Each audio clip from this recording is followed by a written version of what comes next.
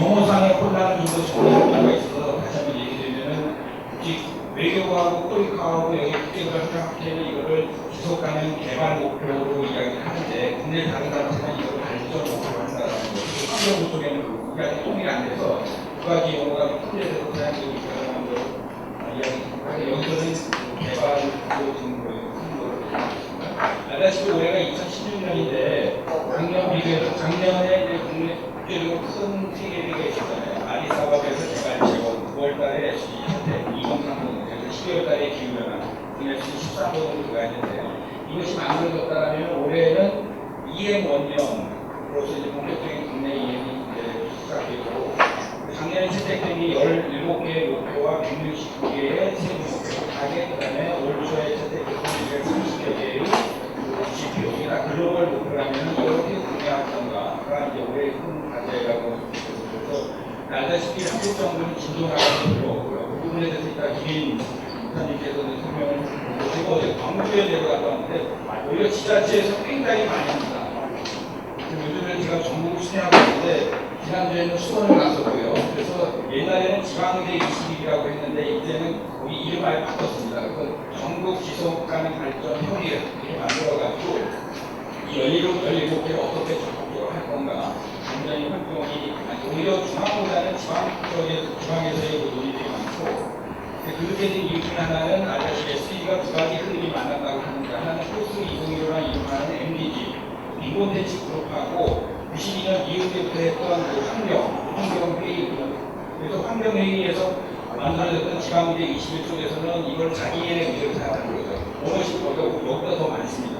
그렇기 때문에 이 두 가지의 만남 때 국내에서는 중앙 차원이고 중앙 차원에서는 주로 국제개발협력 쪽에서 얘기하면 아직 국내적으로 정도 올라가는 길인데 아직 그 진도가 많이 나가지 않고 알다시피 지난주에 SDSN에서 그 토론회가 있었는데 제가 봤었는데 중국 쪽에서 딱 두 개가 왔습니다.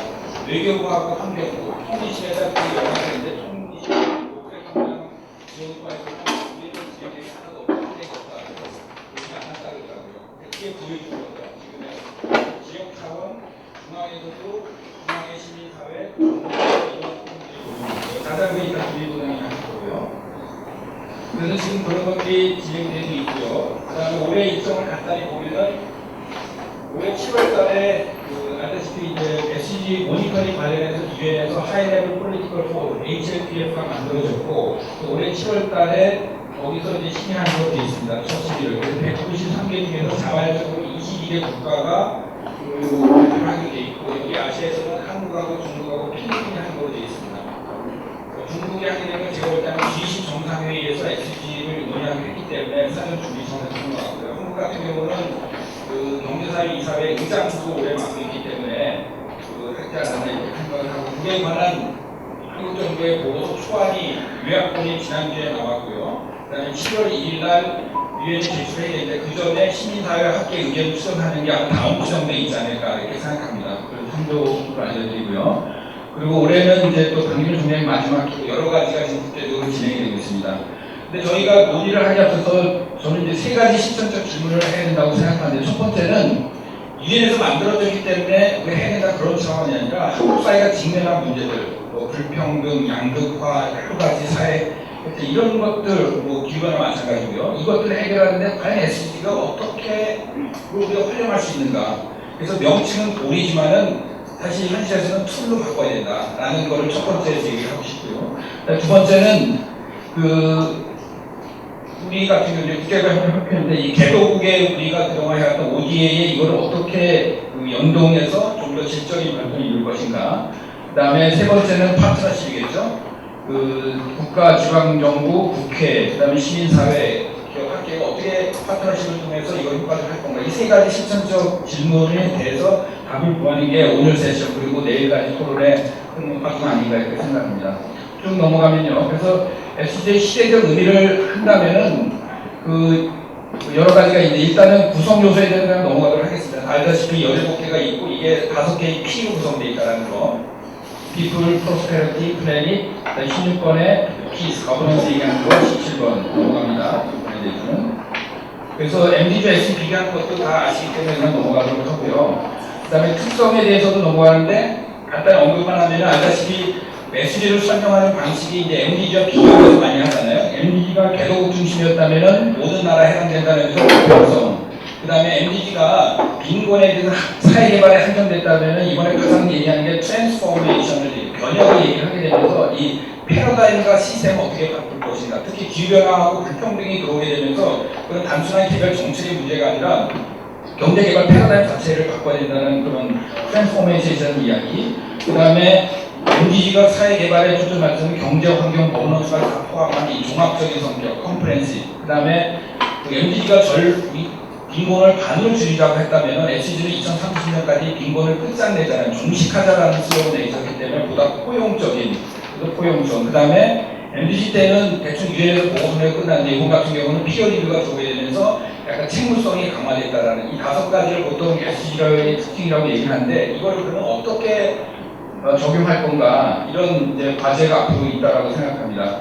근데 SDG를 바라보는 다양한 시각이 있는데 많은 사람들이 왜 17개의 밴이 이렇게 너무 많냐 이런 얘기를 하는데 그렇게 된 거는 MDG 같은 경우가 아프리카 중심의 그 빈곤에 초점이 맞췄다면은 SDG는 반청장 표현을 하면은 지구적 복합위기, 식량, 에너지, 기후변화, 금융위기 이 모든 것들을 대처하는 걸 하다 보니까 이게 굉장히 많아진 거죠. 그래서 SDG의 가장 중요한 거는 자기가 했던 일종의 그 사이드 어프로치가 아니라 어떻게 하면은 이 상호 연계되어 있는 지구적 위기들을 통합적으로 접근할 건가 이게 SDG의 핵심이라고 생각합니다. 그래서 유엔에서도 강조하는 것이 벌써 유엔에서는 이 밥그릇 그래서 5번은 우리 거야. 그래서 유엔 공문에서 5번은 우리 거야. 뭐 WFP는 2번은 우리 거야. 이런 거에 대해 경고를 계속 날리고 있습니다. 그렇게 하지 말라고. 그래서 각각의 볼은 그 17개로 들어가기 위한 엔트리 포인트지 그것이 자기의 밥그릇이 아니라는 거. 국내에도 그런 조짐이 없지 않아 있습니다. 부처가 나중에 하게 되면 이건 우리 거니까 다른 사람 신경 쓰지 마 하면서 볼별로 다 파편화되는 수 있는 가능성이 많기 때문에 SG는 그런 것이 아니에요. 어떤 걸로 들어가든 결국은 17개를 만나야 된다는 그것을 연장하는 게 이론적인 거나 아니면 실천적으로 굉장히 중요하다는 것을 이야기 드리고요. 그런 의미에서 이제 파트너십을 좀 재설정해야 된다는 거, 그것을 이야기할 수 있겠습니다. 그 다음에 자리지를 보면은, 그 다음에 또 하나의 특성 중에 하나가 SG는 조약이 아니라 약속이다라는 거.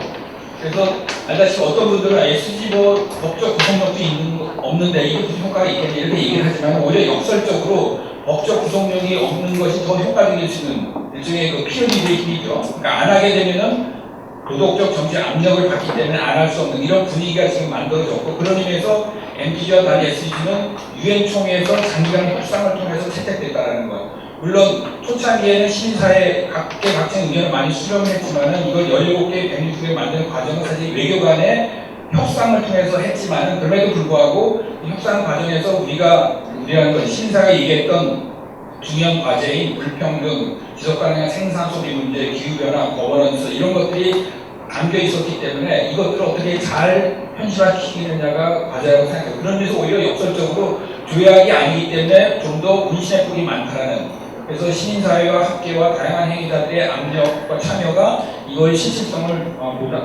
보장하는 데 큰 역할을 한다는 것들을 다시 한번 강조할 수 있겠습니다.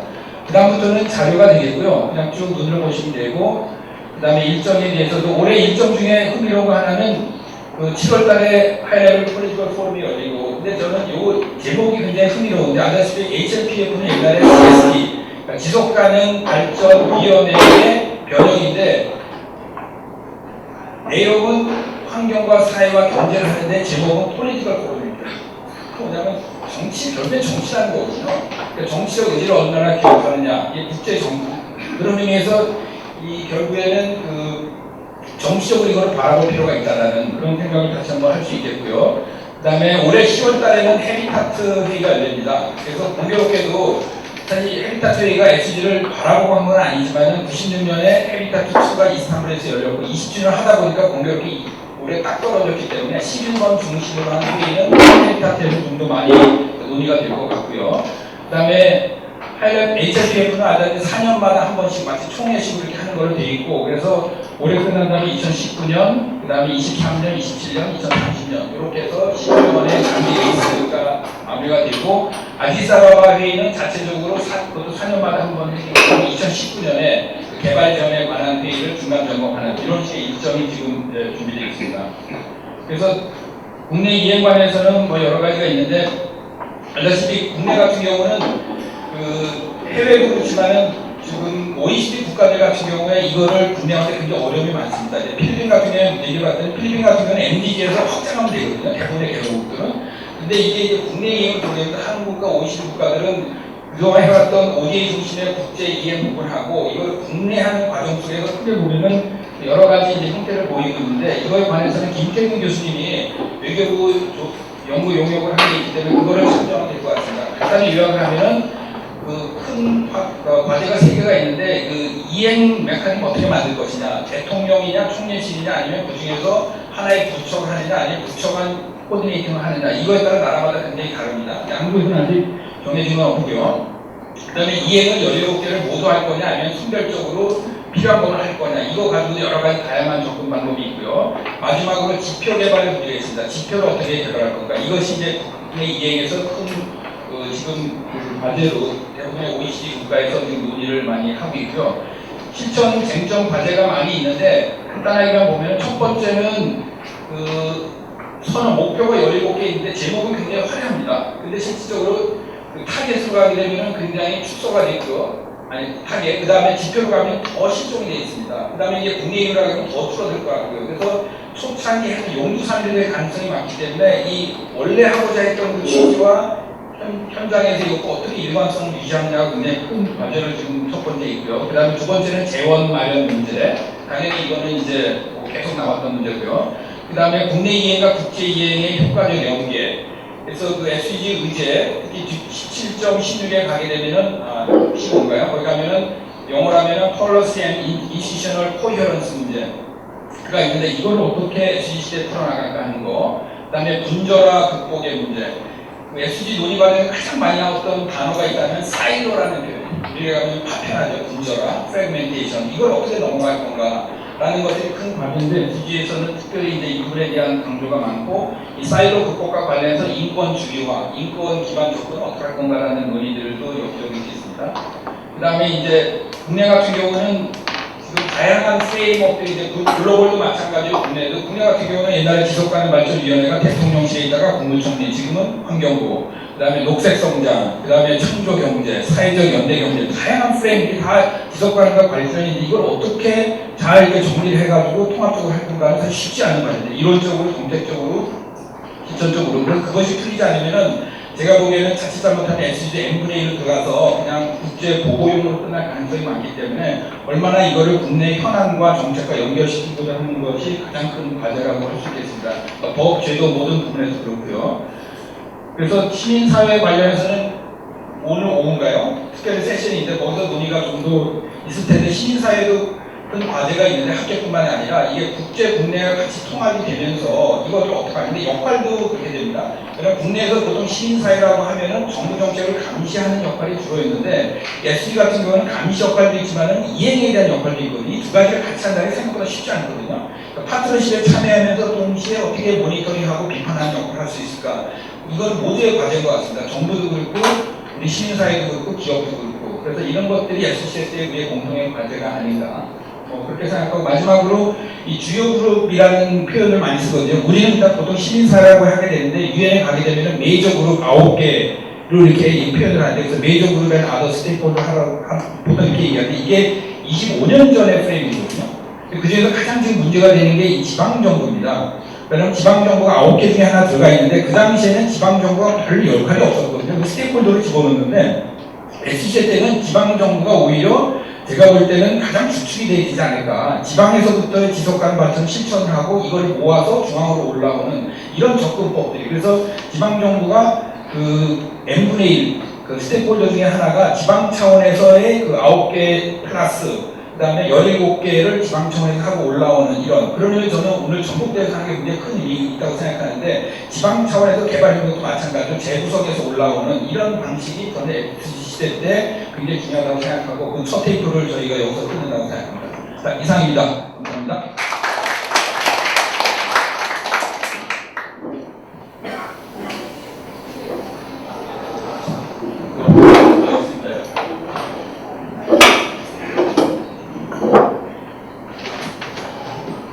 네, 말씀 잘 들었습니다. 저희 정말 도전과 과제가 많은 것 같고 특히 국내 이행에 관한 여러 가지 그 도전에 대해서 잘 말씀해 주신 것 같습니다.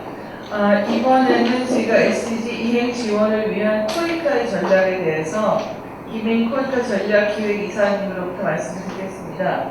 김인 이사님은 한남대학교 지역개발학과를 졸업하시고 연세대 국제경제학 석사, 한경대에서 생물정보통신대학원을 또 다니셨더라고요. 그래서 굉장히 다양한 분야지만 또 개발협력에서 이제 중요한 이슈들을 많이 공부를 하시는 분이십니다. 코이카에서는 그 92년에 코이카 만들어질 때부터 들어가신 걸로 알고 있는데 태국, 인도네시아, 필리핀 여러 국가를 다니시다가 2011년에 베트남 사무소장으로 하셔서 또 많은 활약을 하셨고 2014년에 다시 본부에 돌아오셔서 전략기획이사로 활동하고 계십니다. 그 한국 코이카에서 한 역사를 알고 계신 분이겠죠? 또 현장과 국내 정책 하는 모든 것을 다 보고 다니시고 또 직접 현장에서 하고 계신 굉장히 중요한 분이라고 생각이 됩니다. 또 공부도 많이 해주셔가지고 오늘 특히 SDG 관해서 깊이 있는 말씀해 주시리라고 기대를 하고 있습니다. SDG 이행 지원을 위한 코이카 전략에 대해서 발표해 주시겠습니다. 김인 이사님은 또 뜨거운 박수로 환영합니다.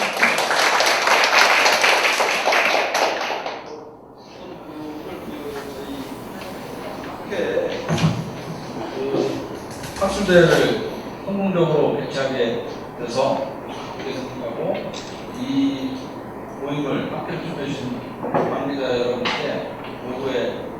관계자 여러분의 노고를 시작합니다. 하여튼 저는 사실 우리 이학상 개발학 회장님께서 한 꼭지 좀 해라 이제 강제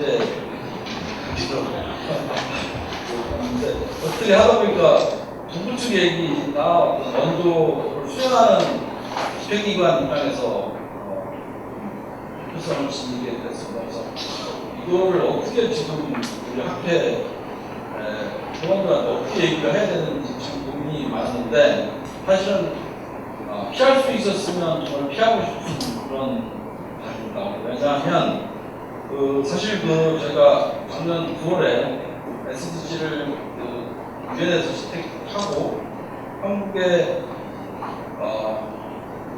SDG 채택 이전에 시민사회와 개발학회와 정부 쪽에서 많은 얘기를 했음에도 불구하고 이게 사실 출마하고 나서 크게 제가 개인적으로 생각하기에 크게 많은 진전이 없었고 사실은 여러 가지 핑계와 이유는 있습니다.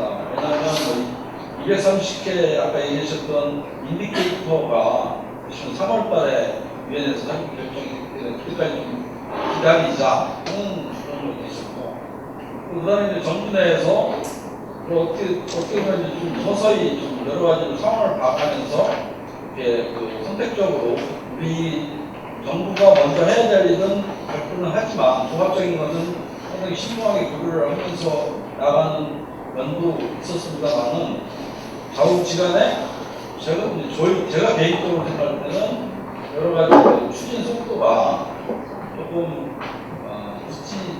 늦지 않나 하는 생각을 하고 있습니다. 그래서 그리고 코이카에서도 작년 연말까지만 이제 저희들도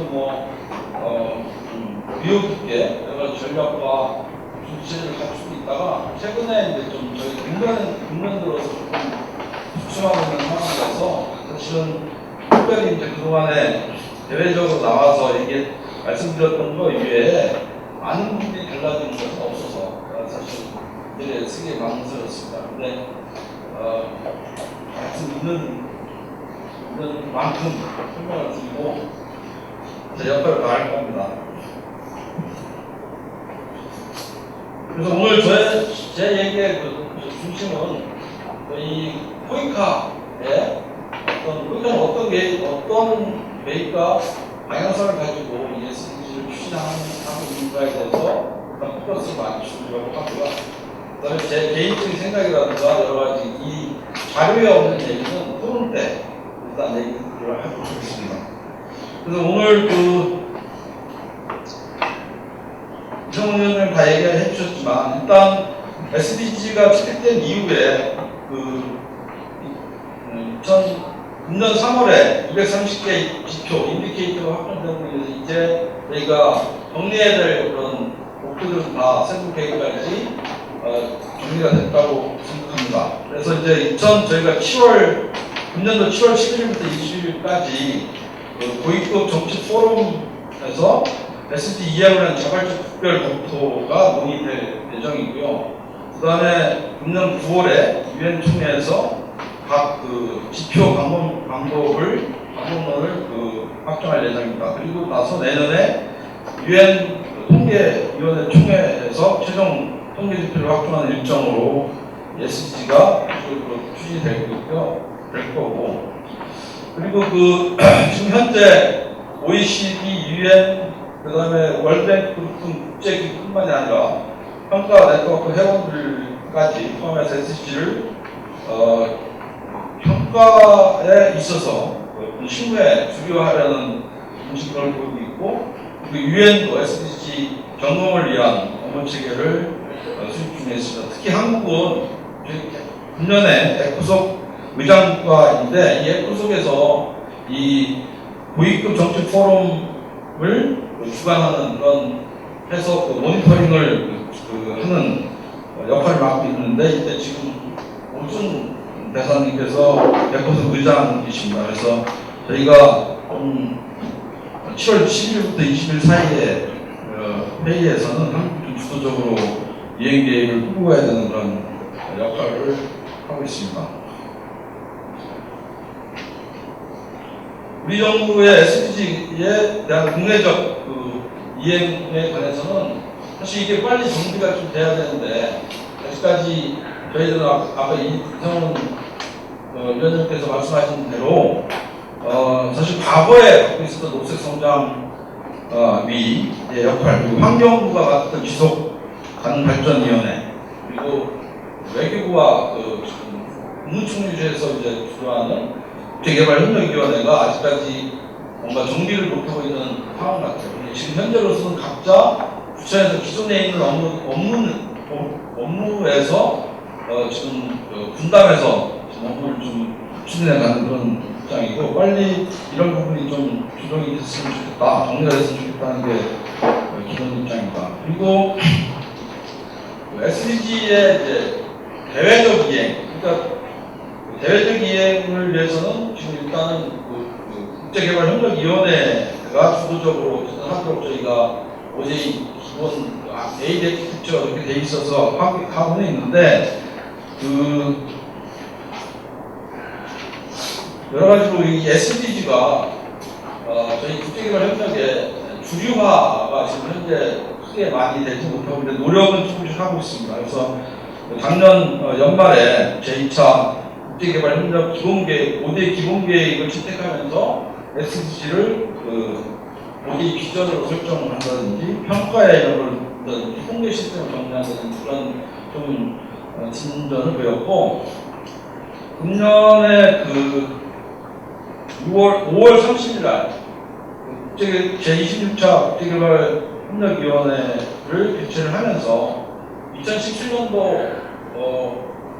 사업계획을 좀 확정을 했습니다. 그래서 약 2조 7,286억 원의 ODA 예산을 확정을 하면서 그 중에 SDG를 위한 예산, 사업을 어느 정도 구체적으로 정리를 해서 했는데, 대략적으로 내년도 ODA의 28%를 SDG 개발 구상을 위해서 쓰는 걸로 지금 정리를 했고요.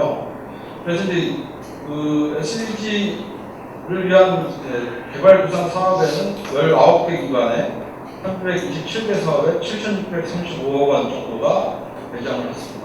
그리고 그 중에 거기까지 한 1,200억 원 정도 해당되는 계획을 사업을 좀 분담되어 있습니다. 그래서 이런 부분에서 조금씩 저희 정부 차원에서도 SDG를 위한 체제를 정비하고 있는 것 같습니다. 일단 저희가 SDG를 위해서 우리 정부가 어떻게 전개를 하느냐 하는 방법에 있어서는 일단 그 선택적으로 저희가 비교 우위가 있는 분야를 먼저 선택을 해서 개발 구상을 대통령께서 유엔 통해 내지는 다른 국제 회의를 통해서 좀 발표를 했는데 정리를 하자면 여러분 잘 아시는 베터 라이프 포 걸스가 있고요. 그 다음에 감염병 대응 역량 강화 지원을 위해서 세이프 라이프 포 그리고 혁신적 과학기술 인재 양성 및 창업 기반 조성 지원을 위해서 STI for Better Life, 그 다음에 새마을 사업, 그 다음에 아프리카 배업 프로그램이라고 해요. 아프리카 지원 사업 등이 교육 지원 사업 등이 지금 정부의 개발 구상으로 발표가 되고 지금 추진 중에 있습니다. 그리고 저희 이제 그 이야기를 저희 코이카에 좀 포커스를 맞춰서 하자면 저희는 재작년부터 그 SDG 이행 논의가 있을 때부터 좀 나름대로 저희 코이카의 중장기 발전 전략에 이 SDG를 어떻게 확대를 할 것인가를 가지고 계속 노력을 해왔고요. 지금 현재로서는 중장기 전략 속에 그 SDG 문제를 확대를 완료했습니다. 그래서 여기 저희 그 표에 보시는 것처럼 일단 저희 SDG 관련해서 SDG를 관련해서 모든 원주 환경의 변화에 맞춰서 저희 중장기 전략을 좀 다시 그 비전부터 구체적인 실전 타겟까지 좀 과제까지 바꿔놨습니다. 그래서 저희가 이제 기본적으로 SDG를 수행할 수 있는 내부적인 준비는 하고 있다 말씀드리고요.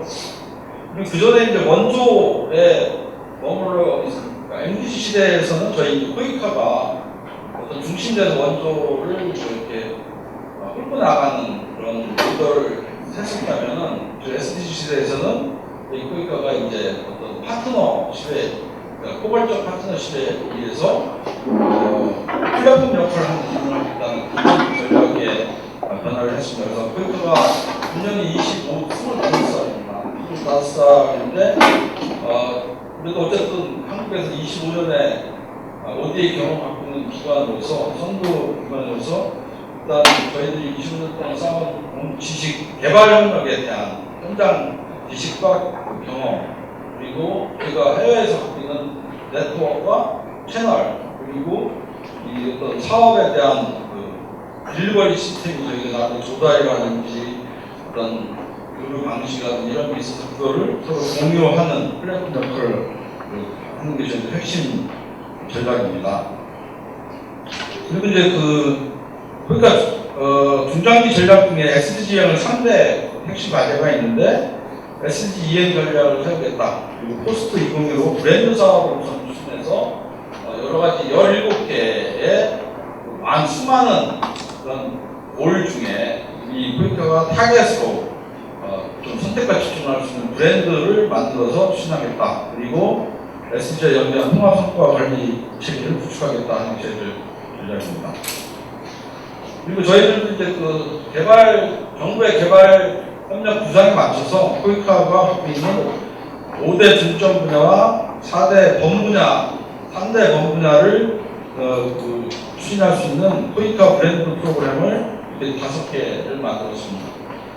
새마을, 그리고 베터 라이프 포 걸스, 그 다음에 세이프 라이프, 그 다음에 STI, 그 다음에 클라이밋 체인지에 대한 대응, 이런 5개 프로그램을 저희가 브랜드 사업을 해서 추진하고 있습니다. 이 상세한 브랜드별 내용은 자료를 참고하시길 바라고 설명을 생략하고요. 그리고 이제 저희가 SDG 17개 골 중에서 주요 분야별로 지금 현재 분야별 중기 전략을 5개년 계획을 짜고 있고요. 여러 가지 나머지 분야도 지금 2016년도 하반기 중에는 수립을 완료할 예정입니다. 내년도에는 저희 코이카에서는 5대 중점 분야를 중심으로 해서 예산 배정을 좀 해봤는데요. 이건 국제개발협력위원회 의결된 수치입니다.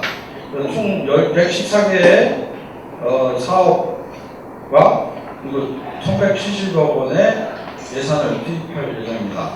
참고로 아까도 말씀드렸던 국회 전체 정부 부처 전체 19개 기관에서 327개 사업에 7,635억 원과 비교해서 저희 코이카가 이 정도 좀 업무를 담당한다 이렇게 비교해서 보시면 좋겠습니다. 저희 앞으로 코이카에서도 이 정부가 이 SDG를 주류화 하면서 여러 가지 특히 이제 대외 부분에서 많은 역할을 이제 담당해야 되는데요. 일단 여러 가지 정부 추진하는 방향, 그리고 시민사회의 요구에 발맞춰서 여러 가지 일을 계속해서 해나갈 예정입니다. 저희 발표님들.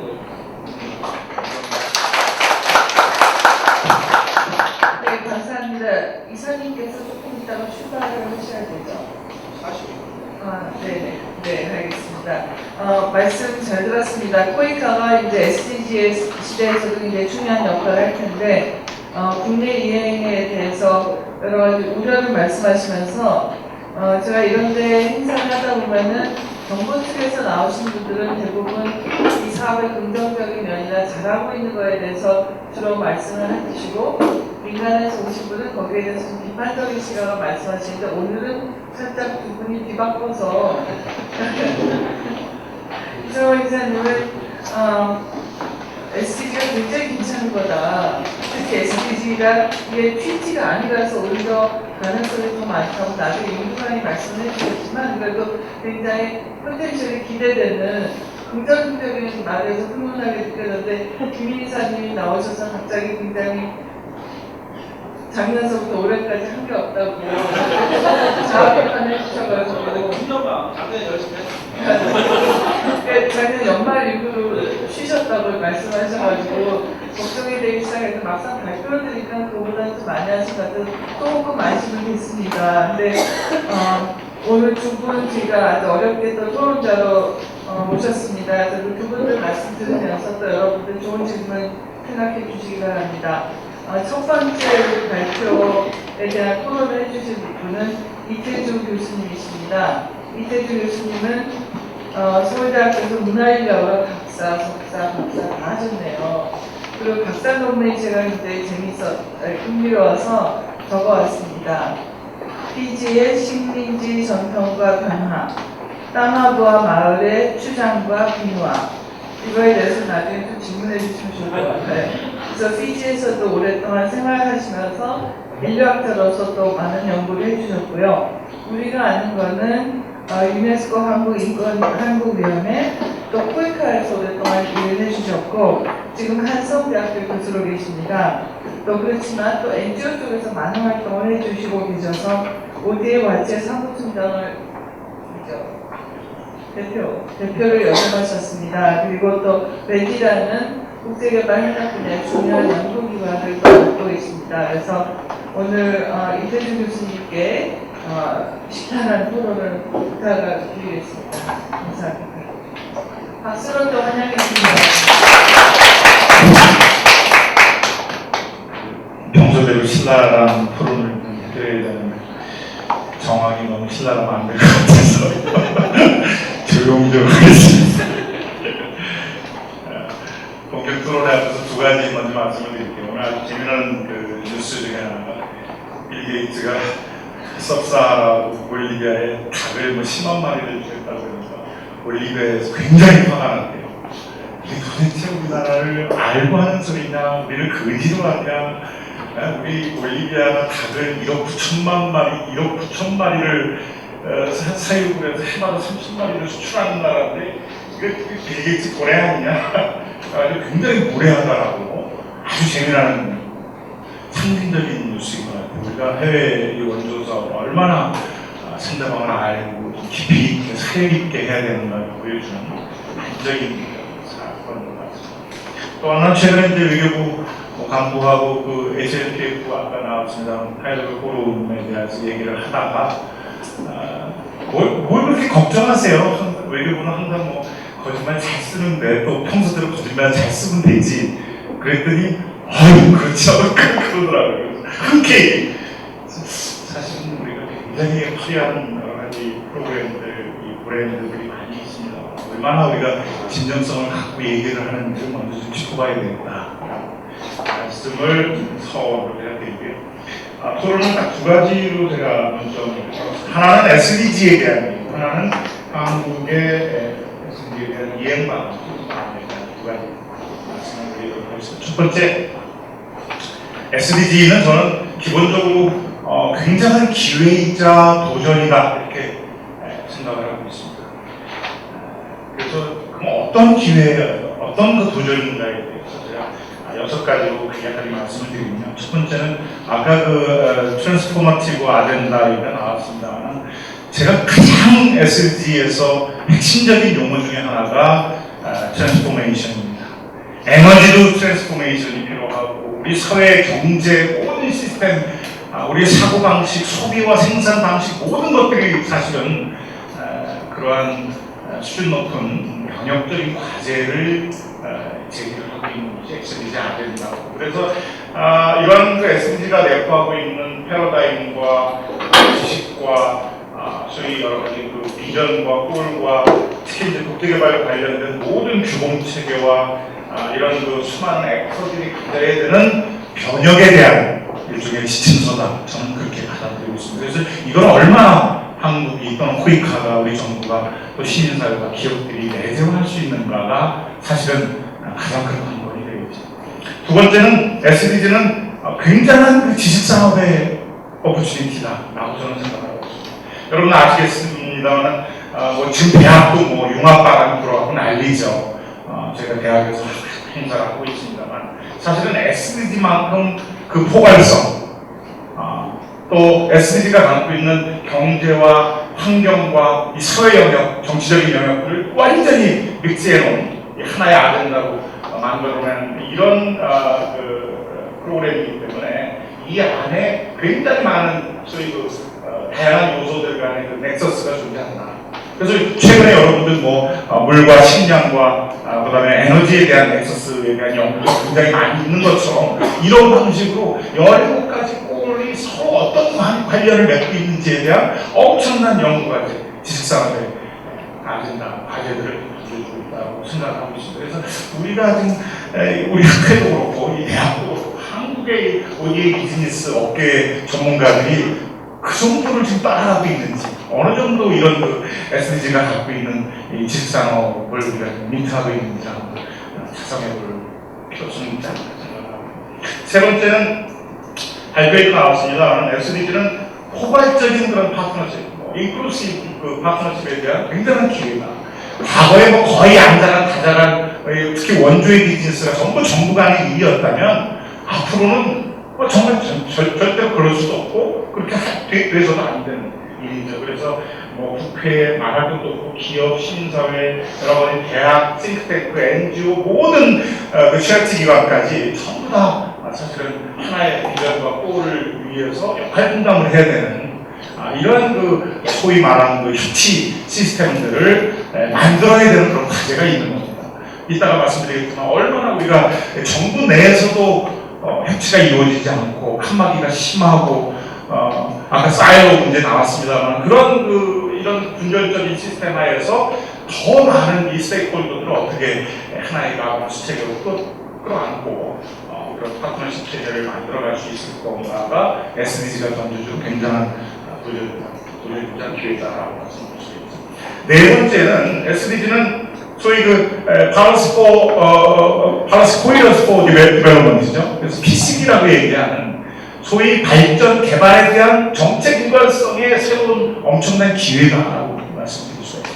그리고 이제 SDG 문건에서 보통 MOI라고 해서 Means of Implementation에 그게 구체적으로 적시가 되어 있는데요. 기존의 에이드는 많은 특히 한 7가지 정도의 여러 가지 Balance Coherence 부분 중에 하나의 영역에 불과한 거죠. 그래서 다른 트레이드라든지 테크놀로지라든지 심지어는 그 시큐리티라든지 여러 가지 이런 이슈들과 관계 지어서 사실은 개발 또는 개발 원조가 어떤 성과를 낼 수 있는가를 봐야 되는 거죠. 그래서 포괄적인 이런 정책 일관성을 만들어갈 수 있는 그런 도전이자 기회라고 말씀드릴 수가 있습니다. 그 다음에 5번째는 SDG는 굉장히 새로운 비즈니스의 기회입니다. 이건 산업계 기업들이 굉장히 좋아할 만한 특히 이제 우리가 신성장 동력들을 못 찾아가고 난리인데 사실은 SDG 내에 굉장히 많은 새로운 산업 영역들이 이미 던져지고 있는 거죠.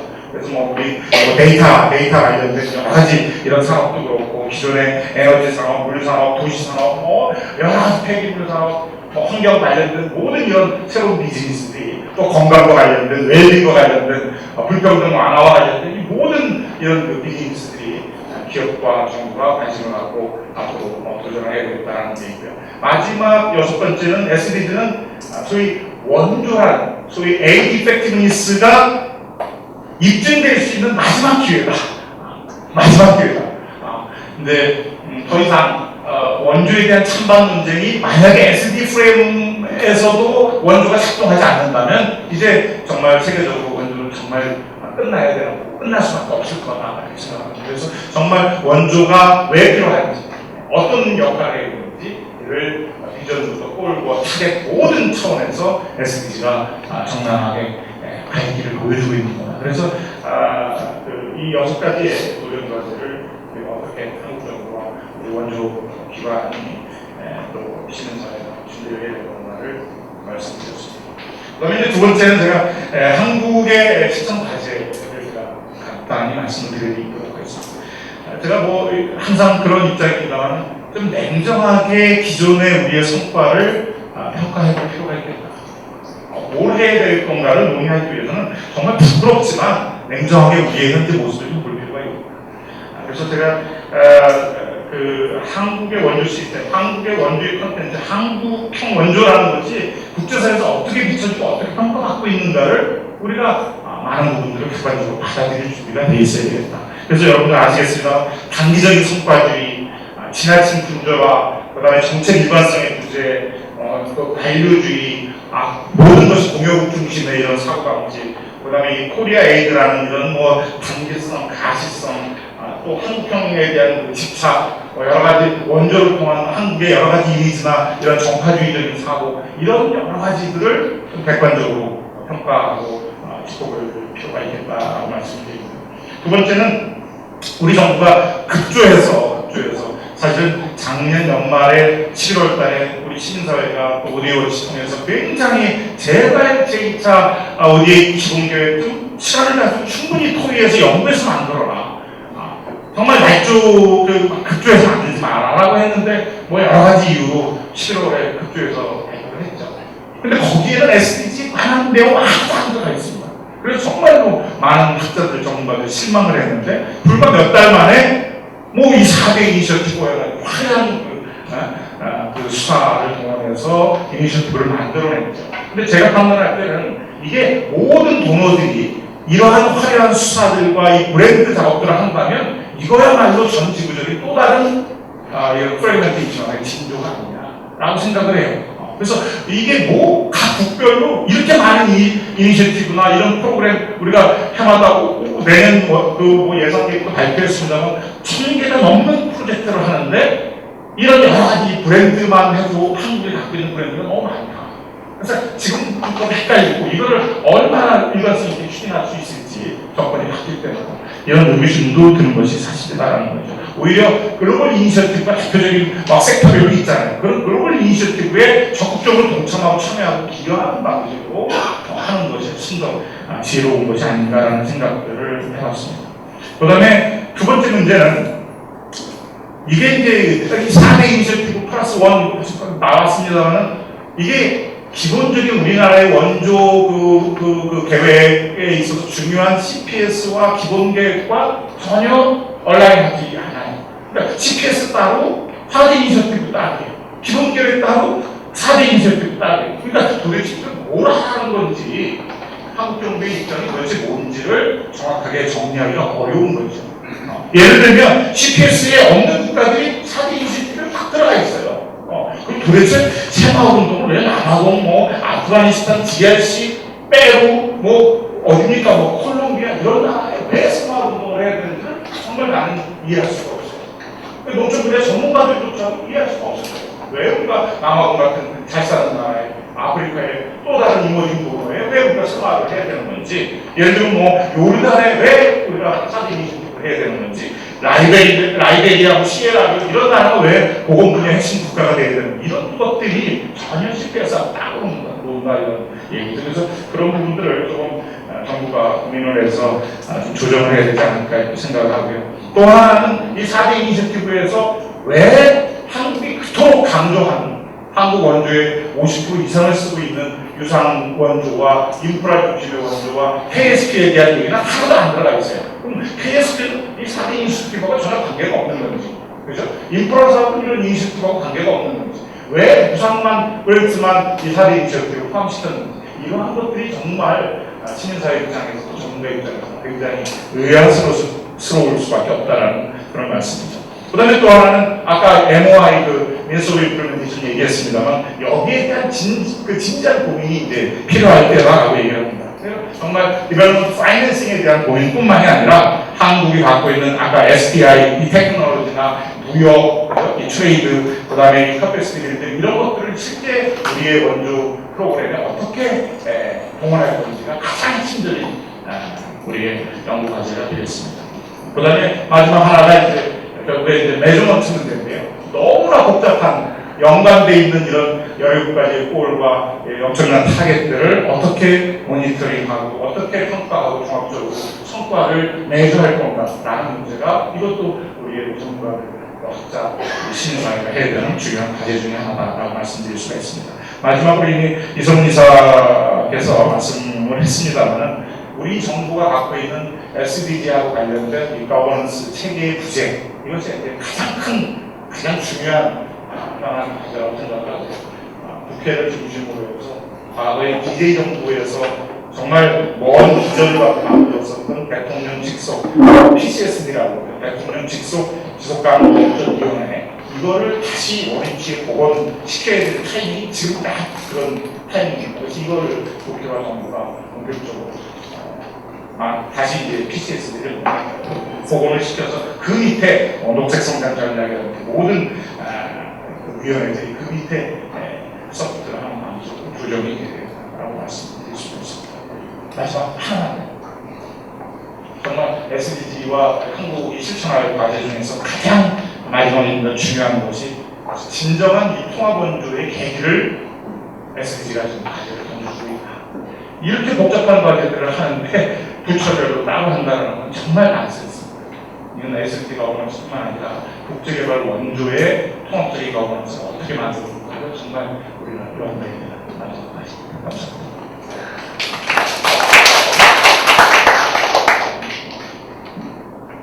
네, 이재주 교수님께서 저희 실망시키지 않으시고 아주 신랄하고 또 아주 다방면에서 이 문제점과 그 도전의 그 이슈들을 던져주셨습니다. 근데 마지막에 제가 딱 던져주신 말씀 중에 하나가 국회를 포함하여 여러 기관에서 이거를 공론화해서 논의하는 것이 굉장히 중요하다는 말씀을 주셨습니다. 그래서 제가 마지막 그 토론자로 모실 분이 유웅조 국회 입법조사처의 입법도서관이십니다. 유 박사님께서는 중앙대학교를 졸업하시고 나서 미국 뉴욕 주립대학에서 박사학위를 받으셨습니다. 그때부터 그 개발협력, 국제개발협력에 대해서 많은 공부를 하셨고요. 그때 주립대 박사를 받으실 때 미국 대원조와 인권 분야를 가지고 박사 논문을 쓰셨습니다. 그 외에도 제가 찾아보니까 한국 공적개발 원조 정책의 성격에 대한 실증 분석 같은 그 연구 논문도 있습니다. 그래서 저희가 국회 입법조사처럼 굉장히 중요한 기관인데 벌써 ODA를 다루는 건 사실은 그렇게 흔한 일은 아니었던 것 같습니다. 근데 유 박사님 오시고 나서는 ODA에 대한 다양한 이슈들을 국회로 끌어들이고 여러 국회의원들이 관심을 갖게 하는데 큰 역할을 하신 것 같습니다. 지금 현재는 또 국제개발협력 학회에서 연구위원장을 맡고 계십니다. 그래서 유 박사님 초청해서 제가 이 오늘 발표해 주신 데 대한 토론과 SDG 이후를 위해서 또 정부는 국회는 또 어떤 역할을 하는지에 대해서 말씀드리도록 하겠습니다. 유 박사님을 큰 박수로 또 환영해 주십니다. 네, 감사합니다. 또 앞에 또 좋은 우리 학교 또 밑에 선배님들도 말씀해 주셔서 토론을 하라고 하니까 저는 좀 편한 편이에요. 근데 생각보다 안 부스기 때문에 마음대로 좀 얘기할 수 있는데 눈치를 본 데는 없기 때문에 사실 편한 건 사실 그래서 가끔 어떤 가면 제가 좀 직접적으로 발언해서 좀 기분 나빠하는 사람들도 가끔 있던데 뭐 어쩔 수 없죠. 국회의원들 그러니까. 그래서 사실 지금 현재 제 업무는 이제 주로 이제 저의 업무가 주로 국회에 필요한 법률이나 정책에 대한 기본적인 아이디어를 주는 역할을 합니다. 싱크탱크 역할을 해주는데 실제로 그 이슈 중에 한 가지는 최근에 이번에 국회 새로 개헌을 해서 법률안들이 많이 올라오는 걸 보실 거예요. 아니나 다를까 최근에 의원실에서 SDG 관련해서 지금 법률안 아이디어 좀 달라고 해서 지금 굉장히 머리 아파가지고 지금 짜고 있는 중인데 일단 올해 요 국회에서 나온 내용들도 남들 좀 반영해서 또 안에 넣을까 생각 중입니다. 그래서 아마 요 관련 법률들이 아마 조만간에 아마 좀 나오지 않을까. 제가 만든 건 아니고요. 우선 기본적인 아이디어를 주고 그다음에 법을 만드는 건 따로 있기 때문에 그쪽에서 따로 만들어서 아마 법률안이 나올 가능성이 있을 것 같습니다. 그 안에는 이제 아까 말씀했던 여러 가지 너버넌스 모델이나 이런 것들도 포함해서 아마 아이디어를 줄 계획입니다. 현재는. 근데 일단은 저는 MDG에서 SDG로 넘어가는 문제에 있어서는 저는 단순히 목표의 문제는 아니고 우리나라의 이상을 봤을 때 좀 발본적으로 좀 접근하는 것이 필요하다라는 생각을 좀 갖고 있습니다. 그렇기 때문에 단순히 목표를 이해하고 수단의 문제는 아닌 것 같고 문제는 이제 이걸 이해하는 각 기관의 협치라든가 거버넌스 문제하고 국제사회에서 한국이 어떤 역할을 수행할 것이냐라는 문제하고 한국 국내의 발전을 어떻게 이제 새로운 형태로 갈 것이냐라고 하는 종합적 문제의식의 하나의 주요한 어젠다 내지는 하나의 모멘텀으로 바라보는 것이 좋을 것이다 라는 것이 판단이고 실제로 그 내용 아마 보시면 알겠지만 굉장히 광범위합니다. 근데 어쨌든 간에 일단 앞에서 여러 가지 말씀하셨는데 저는 좀 입장이 다른 부분이 몇 가지가 있는데 첫 번째는 일단 국내 이해는 좀 이따 얘기할 거고요. 국제 이해, 대외개발 협력, 국제개발 협력 분야인데 저는 사업 중심보다도 저는 기본적으로 지역, 그러니까 사업의 기능적인 측면하고 지역과 국가별 전략이라고 하는 것이 좀 크로스 세팅돼서 만드는 프레임워크를 좀 만드는 것이 좀 필요하다고 보고 있어요. 이건 프로그램도 중요하고 여러 가지 있잖아요. 왜냐하면 사업을 하다 보면 굉장히 마이크로한 측면에 강할 수 있지만 매크로한 측면에서는 우리나라의 어떤 SDG 이행과 관련된 국제적 이행을 논의할 때는 굉장히 마이너, 그러니까 좀 체계적으로 들어갈 수 없는 문제가 있고 아까 말씀드렸던 여러 가지 어떤 행정부처 간의 협치나 이런 것들 많이 한계가 없잖아 있다고 봐요. 저는 이제 단계에서는 국가나 지역별 전략이라고 하는 것이 크로스 세팅돼서 들어가는 프레임워크를 제시하고 그 안에서 사업을 논의해야 된다는 게 제 기본적인 관점입니다. 그래서 저도 근데 거기까지 여러 가지 부분을 많이 하고 있는 걸로 알고 있습니다. 사실 외교도 비슷한 문제점들이 있어요. 왜냐하면 기능과 어떤 지역이나 이 전략이 크로스 세팅되어 있지 않고 따로따로 놀고 있기 때문에 사업 따로 외교 전략 따로 노는 거에 대해서는 저는 좀 약간 입장이 다릅니다. 그거는 저는 줄기차게 주장을 해왔고 아마 향후에도 요거는 또다시 얘기를 할 걸로 지금 계획하고 있습니다. 두 번째는 이제 거버넌스 문제인데 SDG 거버넌스 사실 이게 참 큰 문제이기도 해요. 실제로 아마 여러분이 인지하지 못할지 우리 인사혁신처에서도 공공기관의 경쟁 시스템 말하고 있는데 사실 이 협치를 굉장히 약화시키는 효과를 발휘하게 됩니다. 실제로는. 왜냐하면 사업을 해야 되기 때문에 그럼 성과를 내야 되거든요. 그럼 뭐냐면 예산을 확보해야 되고 조직을 확보해야 되기 때문에 그럼 이건 놓칠 수가 없어요. 주요 사업이고 이제. 그럼 아까 말씀드린 거버넌스 체계에서의 어떤 협치를 한다면 약간 좀 안 좋은 영향을 미칠 가능성이 없지 않아 있다는 게 판단이고 아마 그 현상은 계속 발전할 거라고 봐요. 왜냐하면 아시겠지만 평가라는 건 결국 사업을 기획해서 실행을 해서 결과를 가야 되거든요. 근데 협치를 하다 보면 어차피 어떤 부분은 양보를 해야 돼요. 양보 못해요. 경쟁 시스템에서. 그럼 행정부처간도 마찬가지고 공공기관도 마찬가지고 그럼 결국은 이제 국무총리한테 청와대라든가 국회 쪽에서 주장할 수 있는 문제가 이제 있을 수 있는데 사실 결국은 그렇기 때문에 제가 보는 협치를 강화하기 위해서는 협치에 대한 성과 시스템 제도를 좀 도입하는 것들이 상당히 중요한 편이 될 것이다. 사실 그게 없는 선에서 아마 협치는 만만치 않기 때문에 아마 그거에 대한 논의는 좀 더 논란이 될 가능성이 있다라고 말씀드리시고요. 세 번째는 이제 아까도 포이카라든가 기타 기관에서 정보들을 이제 우리나라 현재 시스템은 어쩔 수 없는 게 결국 이제 국회위원회라든가 이쪽에서 관심들을 가져주는 게 굉장히 중요해요. 아시겠지만 하여튼 하시는 분들, 의원들 같은 경우는 사실 잘 몰라요.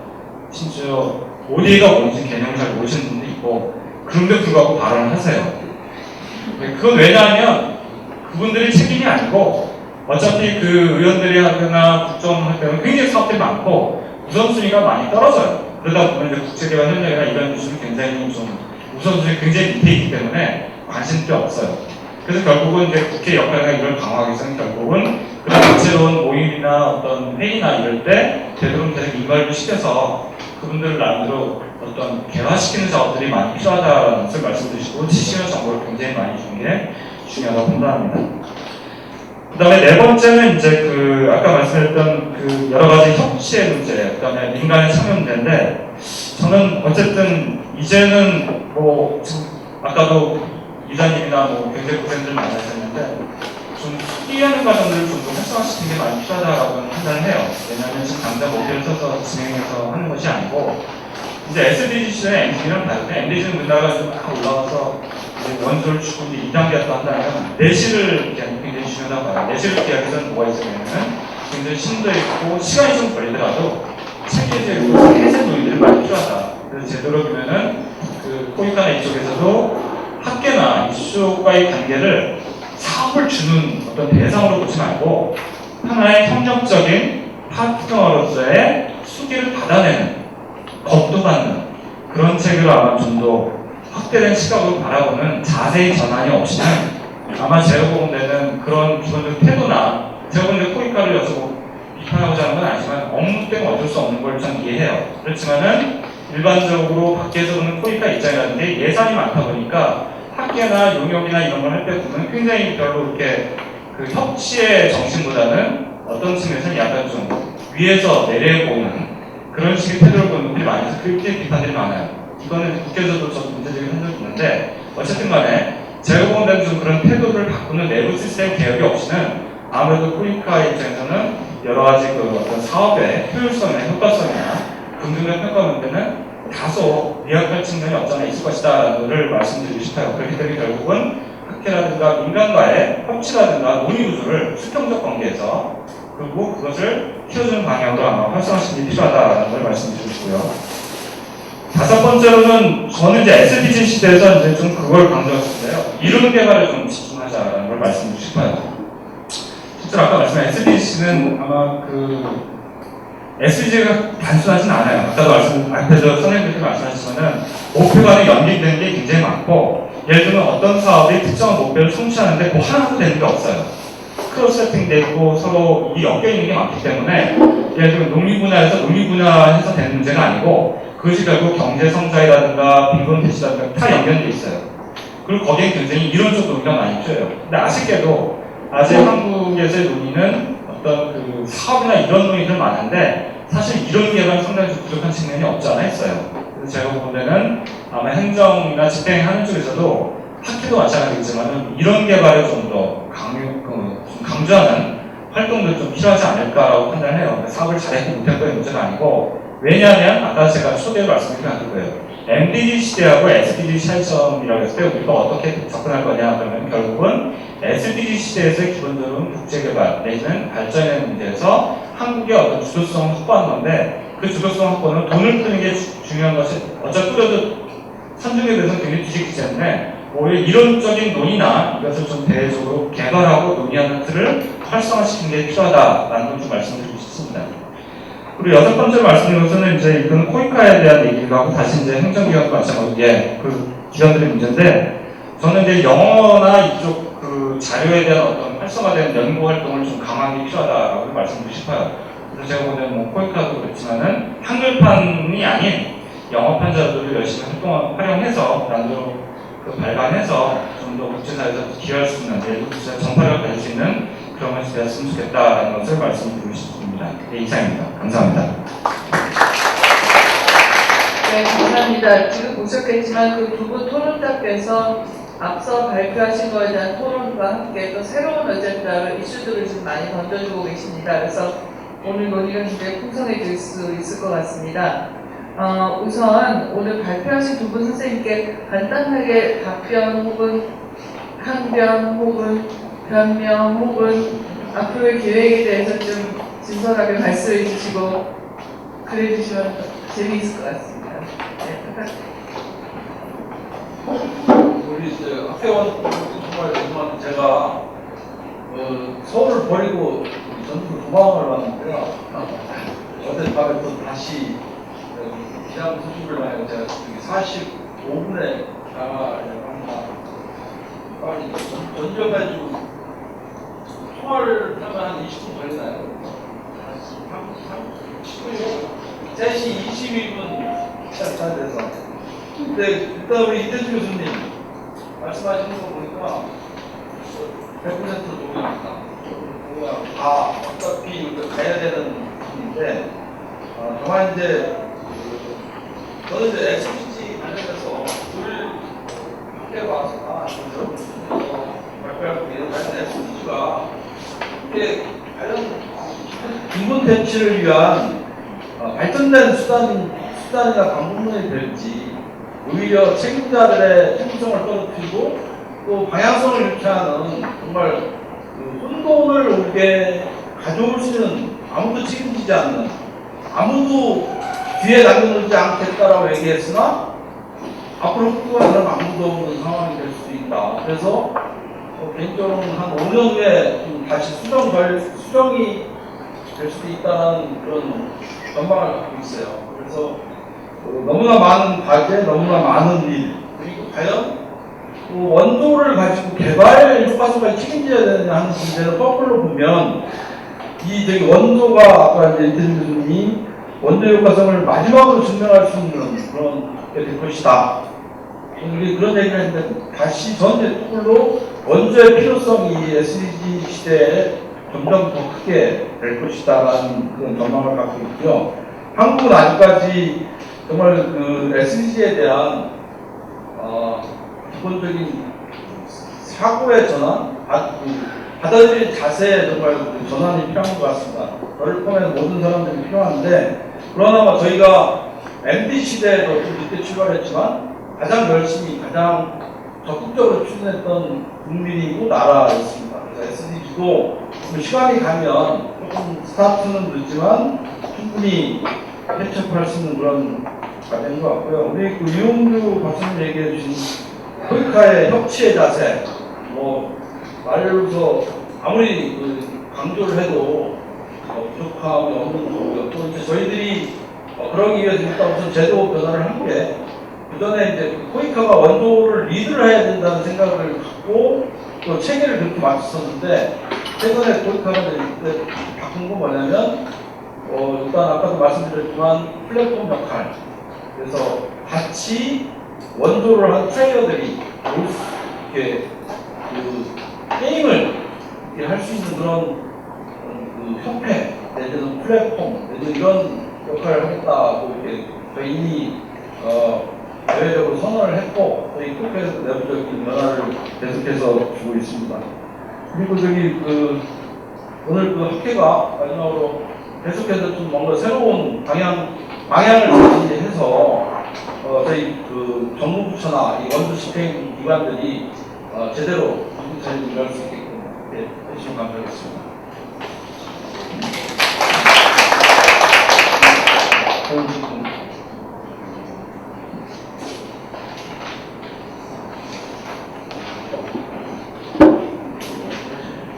그러면 거래가 더 중요한 걸 잘 해주시고요.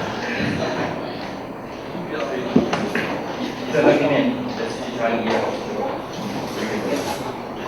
저는 간단하게 토론 감사드리고요. 대부분이 공감할 수 있는 내용들인데 중에서 특히 더 공감하는 부분 두 가지만 좀 얘기 드리도록 하겠습니다.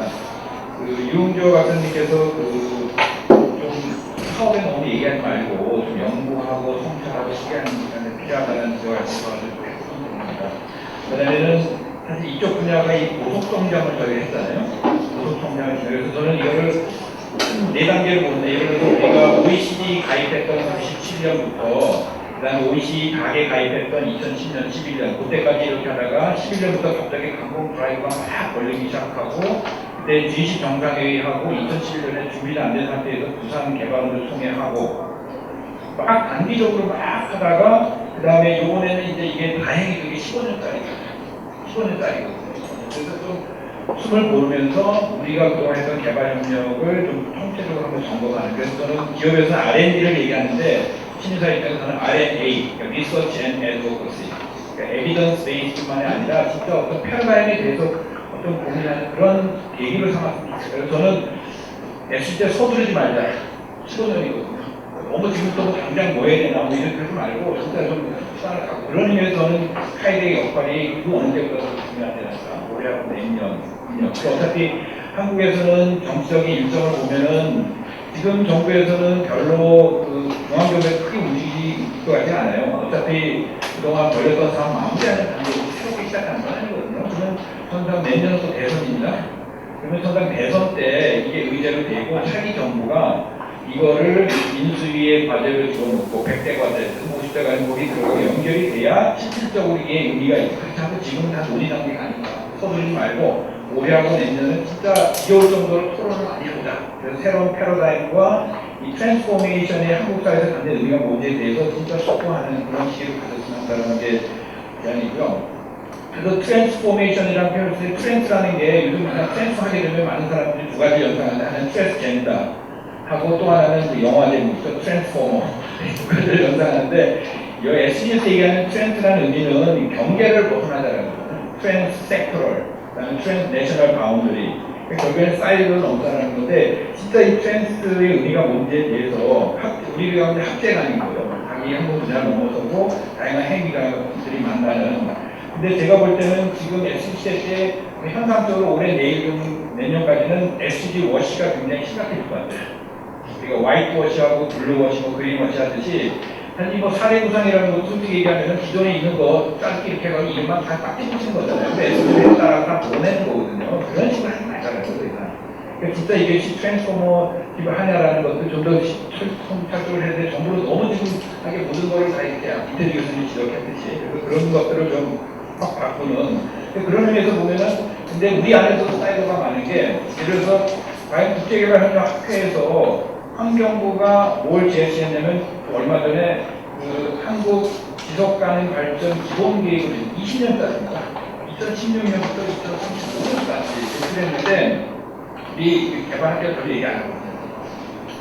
그 다음에 또 인권 쪽에 가면 인권 기획 계획이 크게 기본 계획이 많습니다. 이제는 그런 것까지 같이 연동을 해서 그동안 국제개발 이런 국제개발 협력 쪽이 약간 따로따로 됐던 이유 중에 하나가 뭐냐면 국내의 정책 프레임들이 쭉 있는데 이것과 연계가 안 되고 우리 국제개발 협력 5개년 계획이라는 것이 깎아서 그러거든요. 그래서 어떻게 그걸 연결할 수 있는가 그런 좋은 계기가 되기 때문에 그런 부분에 대한 것도 좀 우리 좀 더 확장이 되지 않을까 생각하고 마지막으로 MDG, SDG의 가장 큰 차이점 중에 하나는 사실 SDG에서 17번 같은 경우는 그 MDG 8번이 없는 거 있었거든요. 진짜 질적인 차이는 목표에서 물론 불평등 기후가 나겠지만은 내용적으로 들어가면 저는 16번이라고 생각하거든요. 16번. 거버넌스거든요. 그러면은 우리가 한국 사회가 사실 저도 아시는 분 알겠지만 미국에서 모든 협상이 진행되는데 한국 정부가 미국에서 중점적으로 하는 몇 가지 주제가 있는데 보통은 이제 뭐 농촌 개발 들어가죠, 뭐 소녀 교육, 건강 들어가는데 사실 미국 외교 대표부에서 하는 것들은 세계 시민 교육하고 거버넌스였거든요. 근데 국내에서는 전혀 안 하는 거예요. 미국에서만 딸랑하거든요. 그래서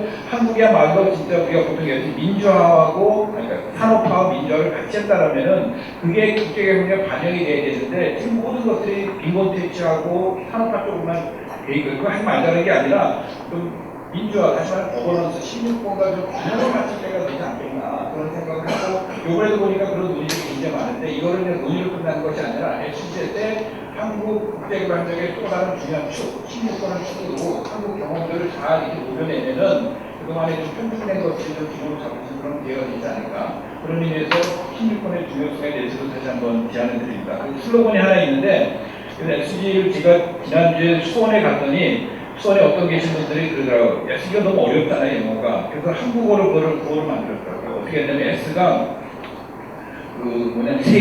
세계가 D는 다 함께 달성해야 할 G는 공동의 목표 이렇게 쉽게 하더라고요.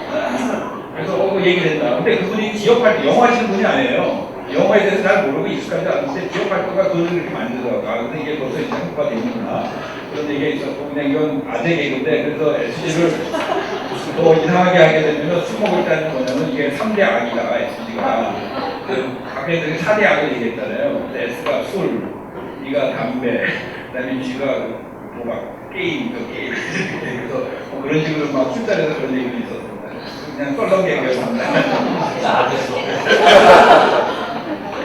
이걸 바닥을 어떻게 시작한 토론할 수 있어요? 하지만 사회자를 너무 힘들게 만드시네요.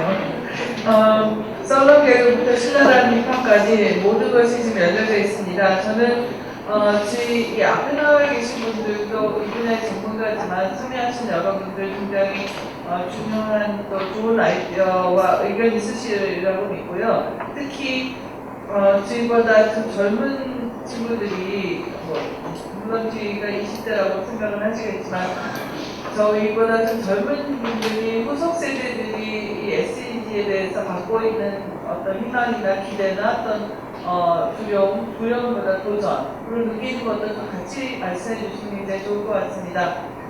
일단 우리 시간은 어떻게 가지? 끝나야 돼요. 그래도 네, 한두 분, 세 분까지 제가 말씀을 듣고 그 다음에 우리 시간이 되면 다시 패널로 돌아가겠습니다. 네. 안녕하세요. 저는 건설기술연구원에 근무하는 송일수라고 합니다. 저는 이제 이 대화에는 처음에 와봤는데 저는 SE를 하면서 왔었고요. 그 다음에 저는 그냥 30년 물 쪽을 해왔습니다. 그래서 제가 그 물 쪽에서는 MDG, SDG 쭉 저도 같이 활동해왔는데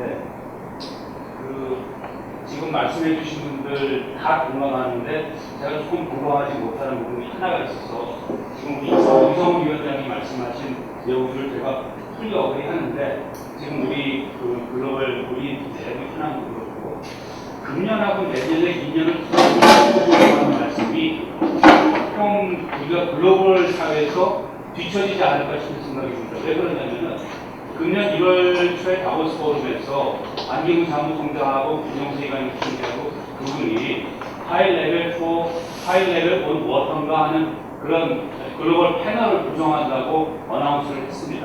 그래서 4월 달에 처음으로 이제 회의를 했는데 굉장히 하이 레벨입니다. 이게 지금 코-오가나이저가 반기문 김용수이고 코-체어가 멕시코 대통령 보리샤스 대통령입니다. 그리고 8명의 멤버들이 있는데 네덜란드, 헝가리, 타지키스탄, 요르단, 방글라데시, 세네갈, 남아공, 오스트레일리아 이 국가들의 수상 또는 대통령들이 여기 멤버로 들어가 있습니다. 그리고 칠레과 페루의 흥령장관하고 우리나라의 공무선 한수정 공무원하고 그분이 스페셜 어드바이저로 되어 있습니다. 맨데이트가 2년입니다. 내년 말에 간단하게 그래서 여기서 하는 게 SDG 6 플러스 워터에 대한 파이낸싱과 인베스트먼트의 툴을 만들어내고 액션 플랜과 로드맵을 만듭니다. 내년 말까지 나올 텐데 우리가 저는 이제 다른 분야들도 비슷하겠지만은 이렇게 굴러가는 글로벌에서 다른 우리의 어떤 인텐션이 들어갈 수 있도록 조금 이거를 해야지만이 비춰지지 않을까 그런 생각이 들어서 네, 감사합니다. 지금 이성 선생님께서 조금 천천히 숙고를 있다고 했는데 숙고를 지금 어디 있느냐 빨리 세우고 계산합니다. 지금 다른 이제 포럼이 만들어지는데 우리나라 자칫하면 빠져서 나중에 또 정말 국제의장에 참여한다고 하고 실제로 못하게 되는 결과가 있을 것 같다는 말씀 주셨습니다. 저 뒤쪽에 가운데 뒤쪽에 계신 분 중에서 한두 분 좀 말씀해 주실 수 있을까요? 네. 안녕하세요. 청소년정책연구원의 황세영입니다. 저는 올해 저희 연구원 과제로 SDG 관점에서 청소년 정책을 리뷰하고 앞으로 정책 방안을 구축하는 그런 과제를 하고 있는데요. 그래서 그 주제는 사실 국제기관 협력이라기보다는 국내의 어떤 SDG 방문에서 청소년 혹은 청년의 역할과 지원 방안 이것들을 구축하는 데 관심이 있습니다. 오늘 여러 발표 잘 들었는데요. 지금까지 국제개발협력부서 ODA 그리고 폭력개발 SDG 의미 안에서 사실 주요 구조대 하나로 항상 맞아서 청소년이 들어가 있긴 하는데 실제로